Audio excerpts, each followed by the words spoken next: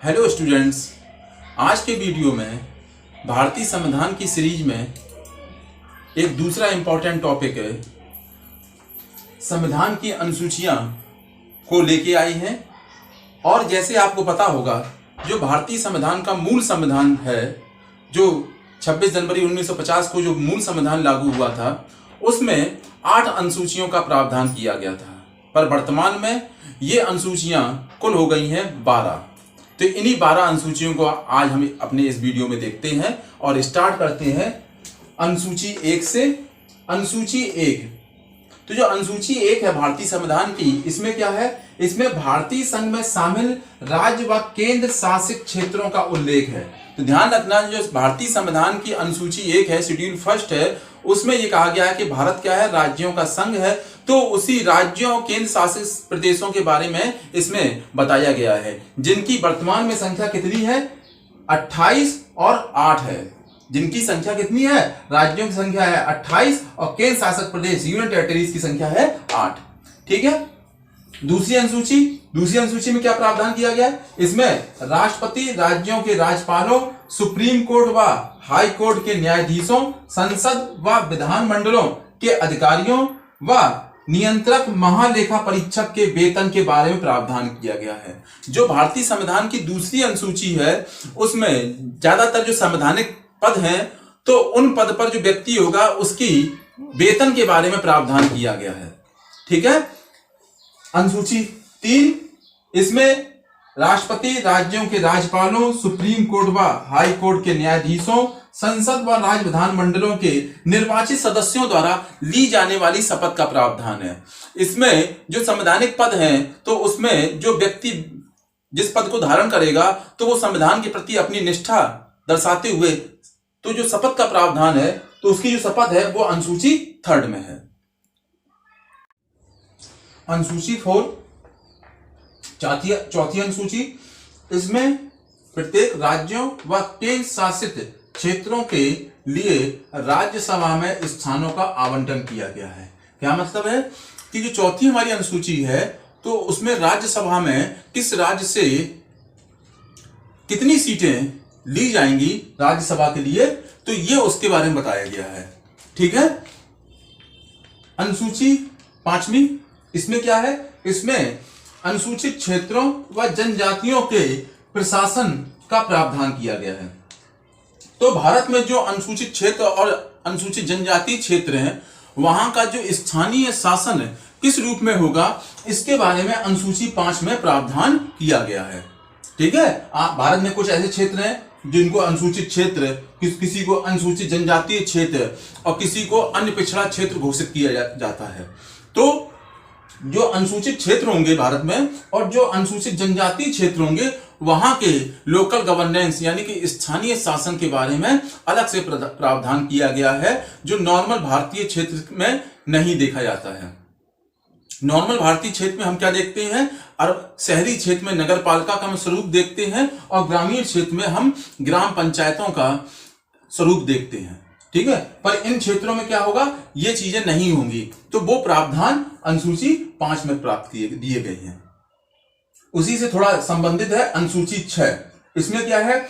इसमें आसाम, मेघालय, त्रिपुरा और मिजोरम राज्यों के जनजातीय क्षेत्रों के प्रशासन के बारे में प्रावधान किया है। वही चीज है, पर यहाँ पर ये नॉर्थ ईस्ट के कुछ स्पेशल क्षेत्र दिए गए हैं, इनको आप लोग ध्यान में रखेंगे। आसाम, मेघालय, त्रिपुरा व मिजोरम, तो वहां के जो अनुसूचित जनजातीय क्षेत्र हैं, तो वहां उन अनुसूचित जनजातीय क्षेत्रों के जो स्थानीय शासन होगा, स्थानीय स्वशासन होगा, उसके बारे में प्रावधान अनुसूची 6 में किया गया है। ठीक है। एकदम क्लियर है चीज एकदम आप लोगों को।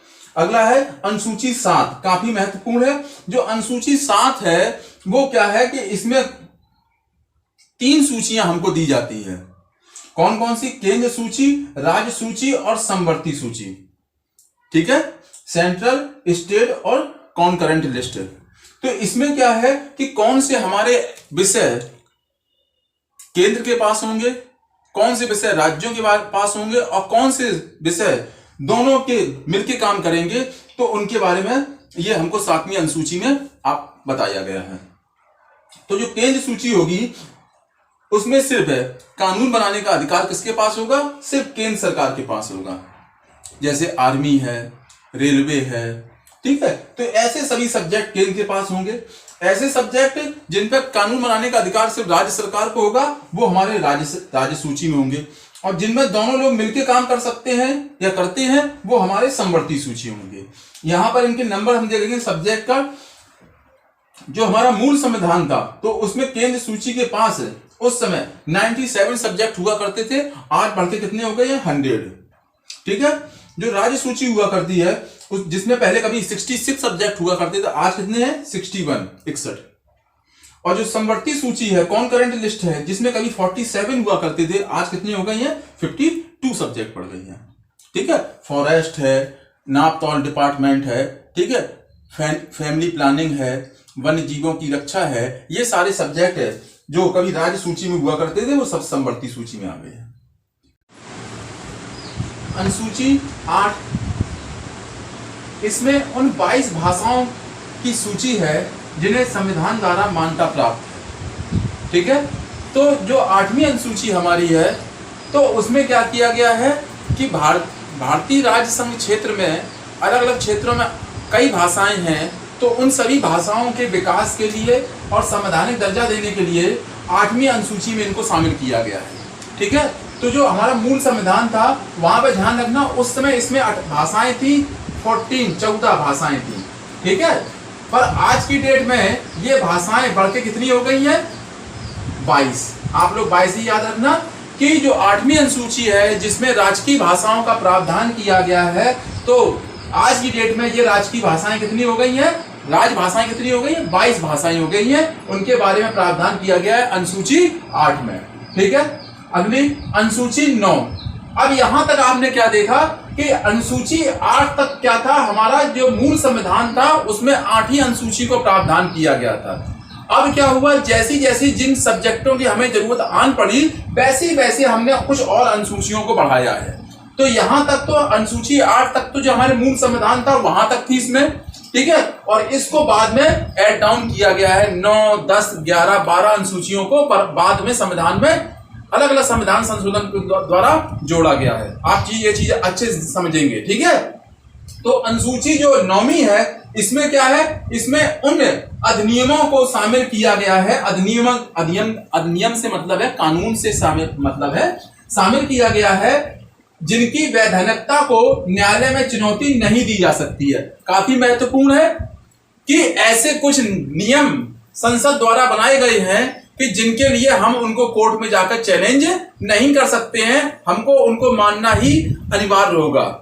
ऐसा नहीं है कि हम उसके लिए कोर्ट में जाएं और सरकार के अगेंस्ट कोर्ट में केस लड़ें। नहीं, यदि सरकार ने कुछ नियमों को जिनको 9वीं अनुसूची में शामिल कर दिया, तो उस कंडीशन में हम उस कानून के लिए कोर्ट में जाकर उसको चैलेंज नहीं कर पाएंगे। ध्यान रखना, ठीक है। ज्यादातर इसमें जो 9वीं अनुसूची है, ज्यादातर इसमें क्या है? भूमि संबंधी कानूनों को शामिल किया गया है। भूमि लैंड एक्वायर संबंधी जो कानून है, उनको शामिल किया गया है। राष्ट्र हित में यदि सरकार हमसे किसी भी पर्पज से जमीन लेना चाहेगी, तो वो हमसे ले लेगी, उसको हम कोर्ट में जाके चैलेंज नहीं कर पाएंगे। ध्यान रखना इस चीज को। ज्यादातर जो 9वीं अनुसूची है, उसमें लैंड एक्वायर से संबंधित कानून या भूमि से संबंधित कानूनों को रखा गया है, ठीक है। और इस अनुसूची को प्रथम संविधान संशोधन 1951 के द्वारा संविधान में जोड़ा गया था, ठीक है। पहला जो संविधान संशोधन हुआ था, उसमें कई प्रावधान, कई नई चीजें को जोड़ा घटाया गया था। तो उसी में से 9वीं अनुसूची भी पहले संविधान संशोधन द्वारा संविधान में ऐड की गई थी, ठीक है। अगली अनुसूची 10वीं, ये भी मूल संविधान में नहीं थी, बाद में जोड़ी गई। इसमें क्या है? इसमें दल बदल से संबंधित कानूनों को जोड़ा गया है। ये काफी बड़ा पॉइंट है, बड़ा टॉपिक है, दल बदल, ठीक है। पर अभी इस छोटे से वीडियो में आप लोग इसी चीज को सिर्फ समझ लेंगे कि इसमें दल बदल से संबंधित कानूनों को पहली बार भारतीय संविधान में शामिल किया गया या उनको कानूनी रूप दिया गया। ये भी अनुसूची भारतीय संविधान में, मूल संविधान में नहीं थी। इसको 52 यानी 52 संविधान संशोधन द्वारा 1985 के द्वारा संविधान में जोड़ा गया था, ठीक है। यदि कोई सदन का सदस्य अपनी ओरिजिनल पार्टी को छोड़कर जो 1/3 से कम होते हैं और दूसरी पॉलिटिकल पार्टी को ज्वाइन करते हैं तो उसी समय इनकी सदस्यता समाप्त हो जाती है। ये प्रावधान इसमें किया गया।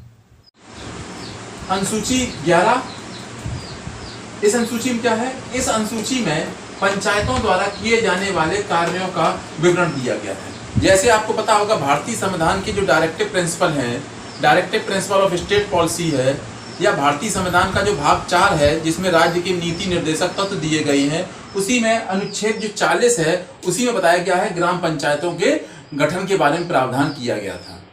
तो पर वो कोई उनको संवैधानिक कर्तव्य या अधिकार उनको प्राप्त नहीं हुए थे, तो उन्हीं अधिकारों को देने के पर्पज से 11वीं अनुसूची को संविधान में जोड़ा गया। कैसे जोड़ा गया? 73 कॉन्स्टिट्यूशन अमेंडमेंट 1992-93 के द्वारा। आप दोनों ईयर को याद रखेंगे, ज्यादातर बुकों में एक ही ईयर दिया जाता है, पर आप रखेंगे 73वां संविधान संशोधन 1992-93, क्योंकि 92 में क्या हुआ था कि ये लोकसभा और राज्यसभा से पारित हो चुका था, पर राष्ट्रपति ने इसको सिग्नेचर कब किया था? 93 में। ठीक है, 20 अप्रैल 1993 को राष्ट्रपति ने इसको सिग्नेचर किया था और 24 अप्रैल 1993 से भारत में पंचायती राज अधिनियम लागू हुआ था। इसी वजह से हम लोग हर साल 24 अप्रैल को 24 अप्रैल को कौन सा दिवस मनाते हैं? पंचायती राज दिवस। ठीक है, ये अलग से ने बता दिया है, आप लोगों को थोड़ा ध्यान देना। ठीक है, तो हम लोग अनुसूची 11वीं की बात कर रहे थे, तो इसमें क्या है कि पंचायतों गठन का प्रावधान किया गया था पर उनके अधिकारों की बात नहीं की गई थी। वो जो पंचायतों को अधिकार मिले हैं वो 11वीं अनुसूची के द्वारा इनको मिले हैं। कब मिले हैं? 73वें संविधान संशोधन द्वारा 1992-93 के द्वारा ये अनुसूची जोड़ी गई है।